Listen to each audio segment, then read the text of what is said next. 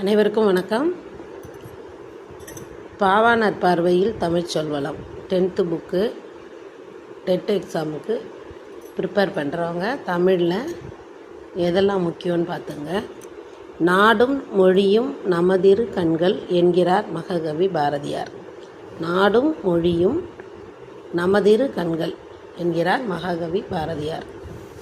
அடுத்து பார்த்திங்கன்னா அதில் வேறு என்ன முக்கியமாக இருக்குது இந்த பாடத்தில் அப்படின்னு பார்த்தோம்னா, மொழி ஞாயிறு. மொழி ஞாயிறு என்று போற்றப்படுபவர் யாருன்னு கேட்பாங்க. பாவாணர். மொழி ஞாயிறு என்று போற்றப்படுபவர் பாவாணர். அதுக்கப்புறம் இலையின் வன்மை மென்மை ஆகிய தன்மைகளை கொண்டு அதை எப்படி பிரிக்கலாம் அப்படின்னு பாருங்கள். தாள், ஓலை, தோகை, இலை அப்படின்னு பிரிக்கலாம்.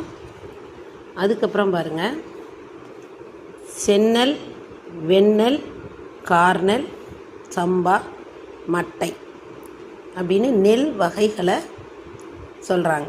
நெல் வகைகளை எப்படி சொல்கிறாங்கன்னா, செந்நெல், வெண்ணெல், கார்நெல், சம்பா, மட்டை. அதுக்கப்புறம் பாருங்கள், இந்த சம்பா நெல் வகையவே எத்தனை வகையாக பிரிச்சுருக்காங்க பாருங்கள்.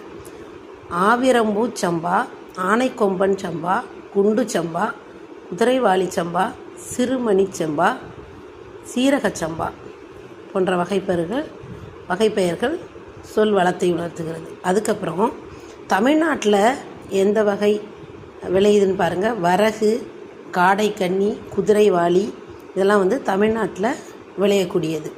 தமிழ்நாட்டை தவிர வேறு எங்கேயும் விளையாது, தமிழ்நாட்டில் விளையிறது.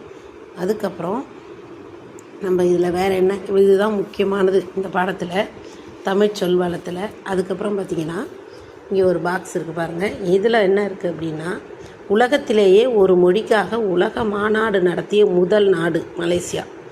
உலகத்திலேயே ஒரு மொழிக்காக உலக மாநாடு நடத்திய முதல் நாடு மலேசியா. அதில் அந்த மாநாட்டுக்குரிய முதல் மொழியும் தமிழ் தான். அது கொஞ்சம் பார்த்துக்கணும்.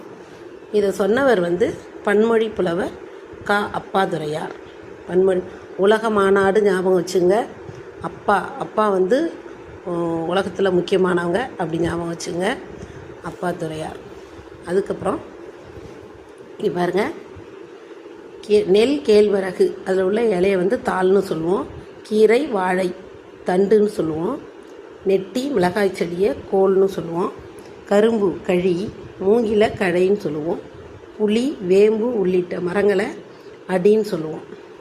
இது எந்த வகையை சேர்ந்தது அப்படின்னு கேட்பாங்க. அந்த மாதிரி சொல்லணும்.